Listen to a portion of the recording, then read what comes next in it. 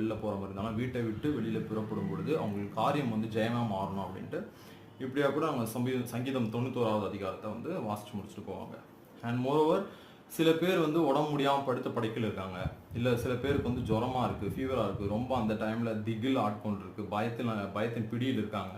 அப்படின்னும் பொழுது இந்த சங்கீதங்களை வாசிப்பாங்க. சங்கீதம் 91 எஸ்பெஷலி வாசிப்பாங்க. உன்னத மானுடைய மறைவில் இருக்கவன் சவுலுடைய நிலையில் தங்குவான், அவரின் வலது பக்கத்தில் 1000 பேரும் இடதுபுறத்தில் 10000 பேர் இருந்தாலும் அது உன்னை அணுகாது அப்படின்ட்டு போக்கையும் வரத்தையும் ஆசீர்வதிப்பதற்காக உன் வழிகளெல்லாம் உன்னை காக்கும்படி உனக்காக தம்முடைய தூதர்களுக்கு கட்டளையிடுவார் அப்படின்ட்டு.